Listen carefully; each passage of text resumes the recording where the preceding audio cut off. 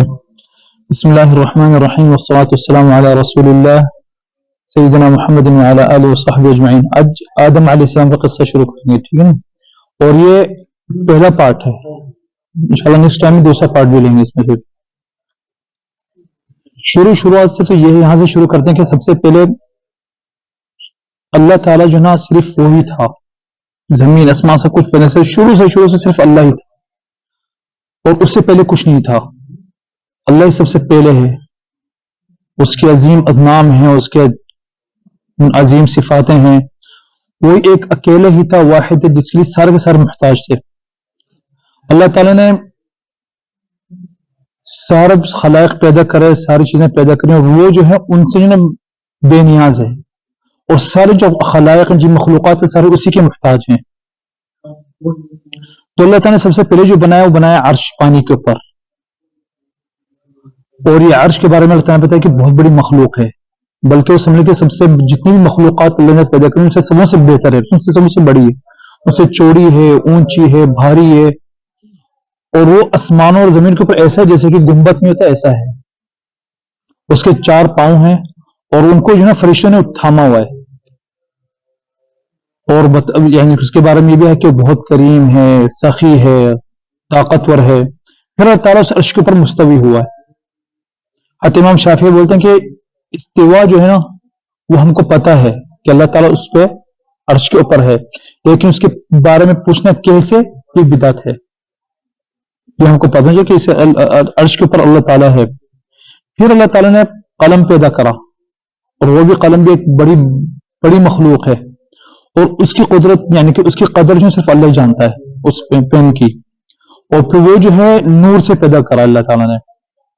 پھر اس کو بولا کہ تم لکھو, تو اس نے پوچھا یا رب اے میرے خدا میں کیا لکھوں؟ تو اس نے تم لکھو جو ہوگا قیامت تک, جو ہونے والا ہے قیامت تک لکھو.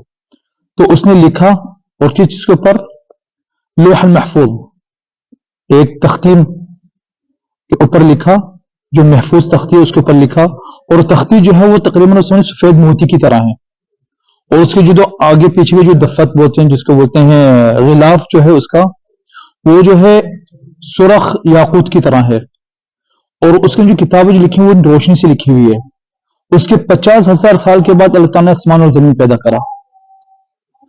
اللہ تعالیٰ نے سب سے پہلے جو پیدا کرا وہ زمین, پھر اس کے بعد جو ہے آسمان. اور آسمان جو ہے پانی کی جو دھواں جو اڑتا تھا اس کے ذریعے اس سے جو ہے تعالیٰ نے آسمان پیدا کرے, اور پھر اس کو جو ہے نا طبقات بنا دی کہ 7 آسمان بنائے وہ. پھر زمین کی طرف دیکھو, زمین کو چوڑا کرا اور اس کو بڑھایا, اور اس کے اندر پھر جو نا لوگوں کی روزیاں اور اس کے اندر کھانا پینا سارا اس میں ڈالا. تو اللہ تعالیٰ نے زمین پیدا کری 4 دن کے اندر. پھر آسمان کو 2 دن میں پیدا کرا. پھر اس کے بعد آسمان اور جو زمین ملے ہوئے تھے, پھر اللہ کے حکم سے اللہ نے اپنے قدرت سے ان دونوں کو الگ کرا, تو آسمان الگ ہو گئے, 7 آسمان ہو گئے, اور زمین اپنے الگ ہو گئی. پھر اللہ تعالیٰ نے زمین کو 7 دن میں پیدا کرا.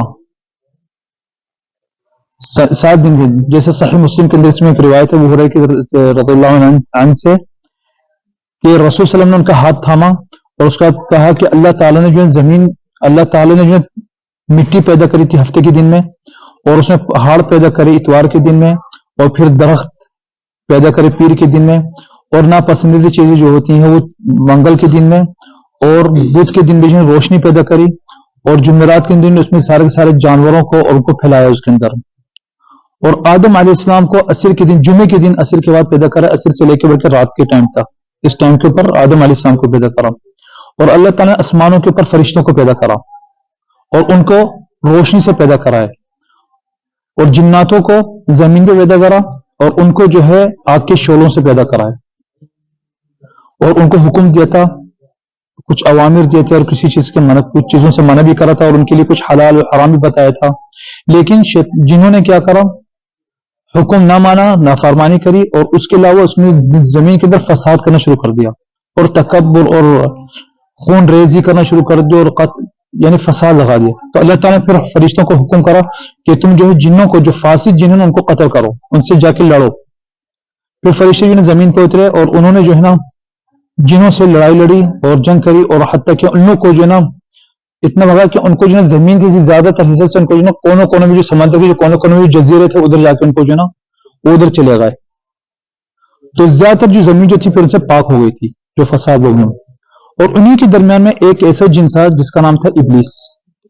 یہ ابلیس جو تھا یہ بھی جناتوں میں سے تھا تو زمین پہ تھا، لیکن اس کی عبادت اور نیکی اور اس کا علم اتنا تھا کہ اللہ تعالیٰ نے اس کو اس کے اوپر اس کو درجات بلند کر دیے اس کے، اور جو ہے اس کو فرشتوں کے ساتھ آسمان کے اوپر شامل کر دیا. ان کے بڑے عبادت گزار تھا. تو فرشتوں میں وہ گنا جاتا تھا، چاہے وہ ان میں سے نہیں تھا لیکن وہ فرشتوں میں گنا جاتا تھا. پھر اللہ تعالیٰ نے فرشتوں سے بولا کہ میں جو نا اپنے زمین کے اوپر جو نا کوئی خلیفہ پیدا کروں. جو خلیفہ اس کو بولتے ہیں جو یعنی کہ زمین کو آباد کرے، ٹھیک ہے نا، خلیفہ. اور وہ خلیفہ اس سے بھی ہے کہ ایک نسل کے بعد دوسری نسل تیسری نسل ایک دوسری کی خلافت ہوتی ہے، تو وہ پیدا کرنا چاہ رہے. تو فرشتوں نے فرشتوں کو پتہ تھا کہ ابھی ان سے لڑ کر آتے جناتوں سے زمین کے اوپر، تو انہوں نے کتنا فساد کرا تھا اور کیسے خون ریزی کرتے تھے. تو فرشتوں نے پھر اللہ تعالیٰ سے جو نا عرض کیا، پوچھا اور کہنے لگے کہ یا اللہ آپ کے حکم پہ ہم کو کوئی اعتراض نہیں ہے، لیکن آپ اس زمین پہ ایسے لوگوں کو دوبارہ آباد کرنا چاہ رہے ہیں جو پھر فساد کریں گے اور خون ریزی کریں گے ہمارے خدا. تو اگر آپ کا مقصد یہ ہے کہ ہم عبادت اور جو ہم آپ کی تسبیح کرتے ہیں تو ہم تو آپ کی تسبیح بھی کرتے ہیں، آپ کی تقدیس بھی کرتے ہیں سب کچھ. تو اللہ تعالیٰ کا حکم تھا جو انہیں جواب دیا کہ مجھ کو پتہ ہے جو تم کو نہیں پتا، میرے پاس وہ علم ہے تمہارے پاس علم نہیں ہے، اور مجھے پتہ ہے کہاں بہتری ہے اور کہاں اچھا ہے، اور میرا حکم ہے اور حکم بھی اللہ تعالیٰ کا ہوتا ہے اور کیا حکمت ہے اس کے اندر.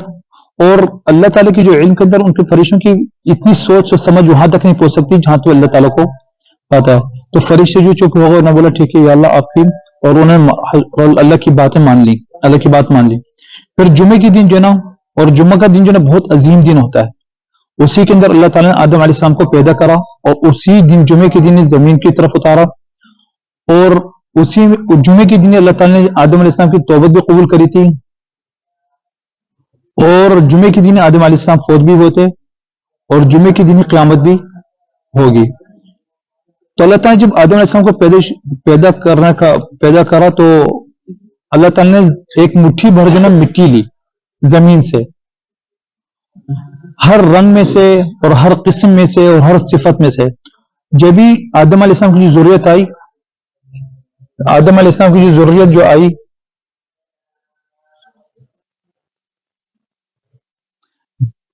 آدم علیہ السلام کی جو ضرورت ہے وہ بھی اسی طریقے سے الگ الگ رنگوں میں، الگ الگ صفاتوں میں، الگ الگ قسموں میں.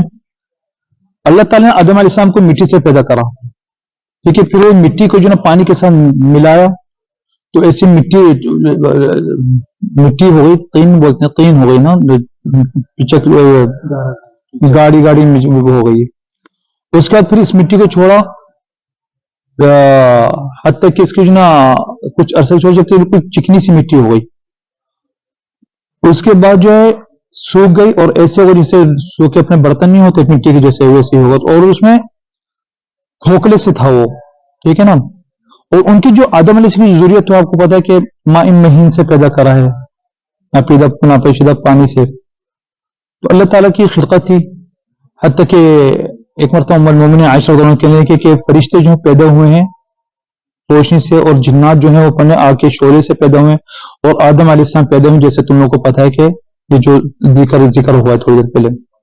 اور آدم علیہ السلام کی جو خلقت تھی وہ تھی 60 ہاتھ آسمان کی طرف لمبائی تھی.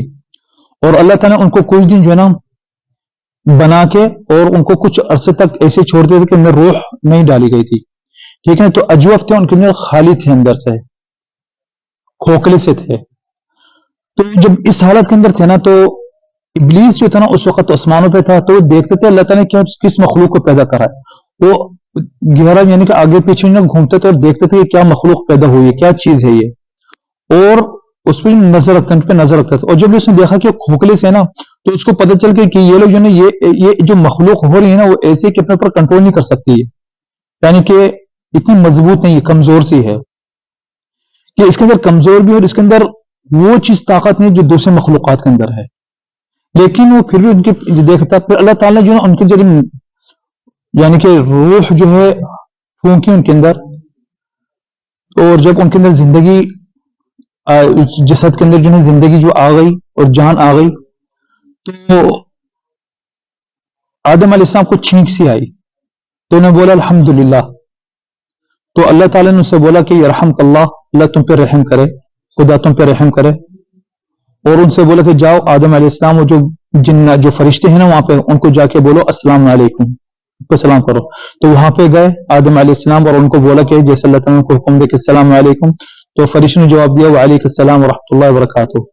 تو آدم علیہ السلام وہاں پہ اپنے اللہ کے پاس آئے, تو اللہ تعالیٰ کو بتایا کہ یہ جو تحیت جو تم نے دی ہے, ابھی تحیت جو کری ہے تمہاری اور تمہاری نسل کے لیے تحیت رہے گی, اور اس کے لیے کہ تمہارے پر رحمتیں ہوں اور برکتیں ہوں. اس کا سلام کا مطلب نا السلام علیکم ورحمۃ اللہ, تم پہ سلامتی ہو اور رحمت اور برکتیں ہوں. تو انہوں نے بولا, اللہ تعالیٰ نے بولا کہ تمہاری جو ہے یہی تحیت جو ہوگی, تمہاری سلام جو تمہاری امت میں ہی رہے گا. پھر اللہ تعالیٰ نے چاہا کہ آدم علیہ السلام کی فضیلت بیان کریں, تو ان کو جو نا جتنی بھی مخلوقات ہیں تمام مخلوقات کے جو نام سکھا دیے, ہر چیز کا نام, جیسے کہ پہاڑ, درخت, پتھر, جتنی مخلوقات ہیں. اس کے علاوہ جو شیر ہیں, چیتا ہیں, جتنے بھی جانور ہیں ان کا. پھر اللہ تعالیٰ نے فرشتوں سے بولا کہ مجھ کو جو ہے ان ساری جو چیزیں مخلوقات ہیں ان کے نام بتاؤ.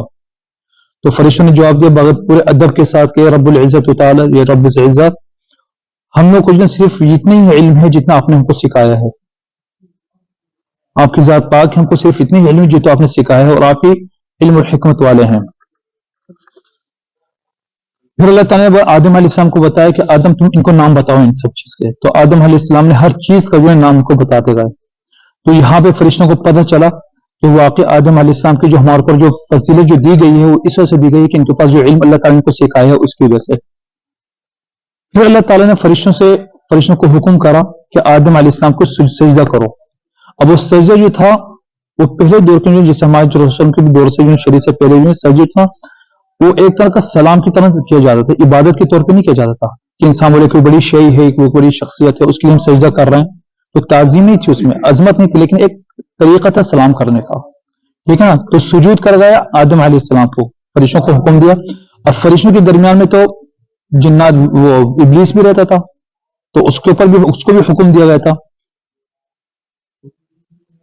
تو فرشتوں نے سبوں نے سجدہ کر لیا.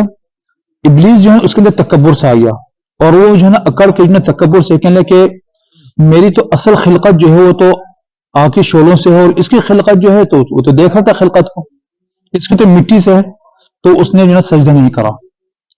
تو اللہ تعالیٰ نے حکم کرا ابلیس علیہ السلام کو, تم بتاؤ ابلیس کو حکم کرا کہ تم کو کس چیز نے منع کرا ہے, کہ میں تم کو جب حکم دیا کہ تم نے سجدہ کیوں نہیں کرا.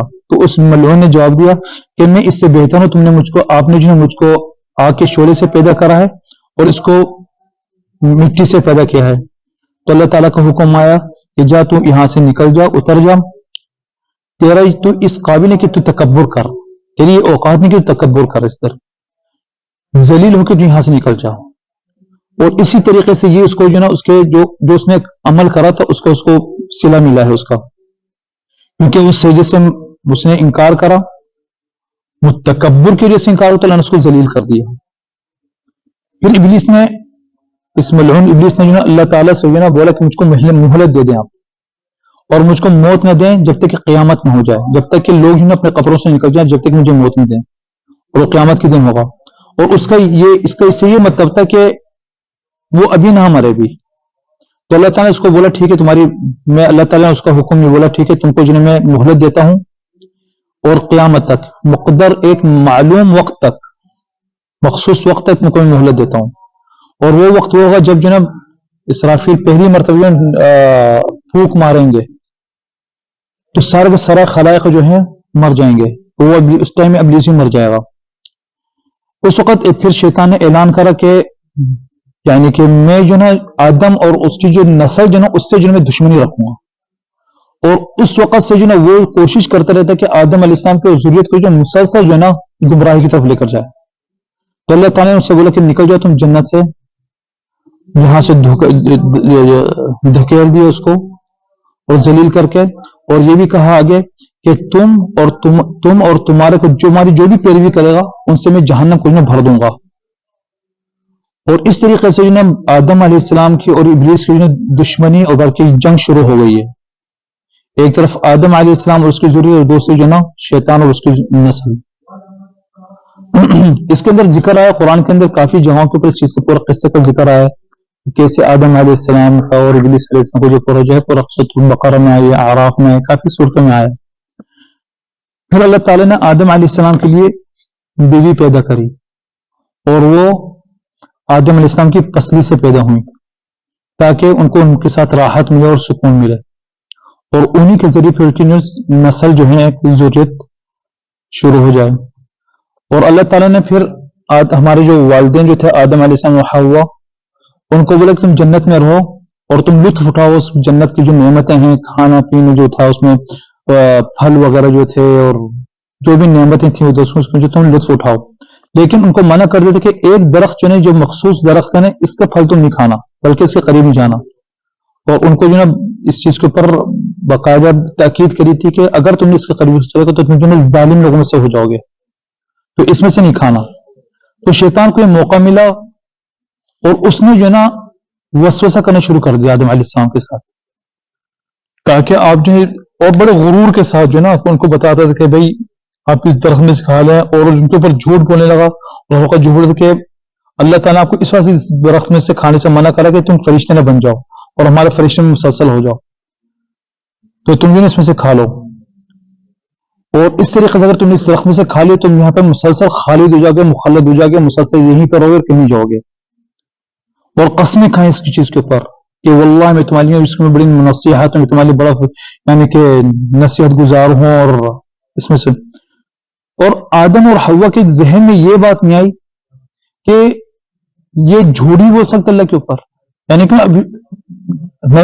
دشمنی تھی، ان کو نہیں لگتا تھا کہ یہ اللہ کے اوپر جھوٹی بول سکتا ہے کہ اللہ نے ایسا بولا، اللہ نے یہ چاہا، یہ نہ تو ان کے ذہن میں چیز نہیں آئی.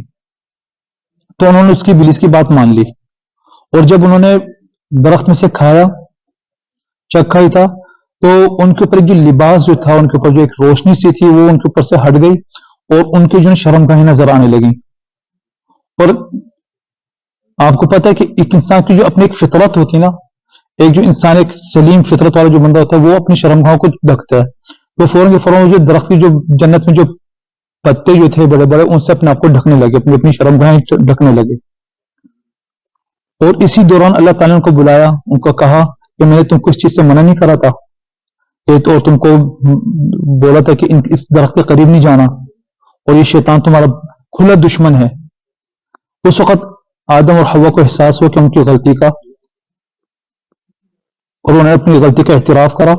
لیکن جب ان کی نافرمانی کی ایک مصیبت ان کے اوپر گر گئی، جب ان کو احساس ہوا اس چیز کا، اس وقت پھر اللہ کا حکم آیا کہ خلاص زمین کی طرف تم لوگ نیچے اتر جاؤ، آپس میں ایک دوسرے کے ساتھ تم دشمن ہو گئے، اور تمہارے لیے وہاں پہ ایک مقرر جگہ ہے استقرار، وہیں پر ہوگے تم لوگ ایک مخصوص ٹائم تک.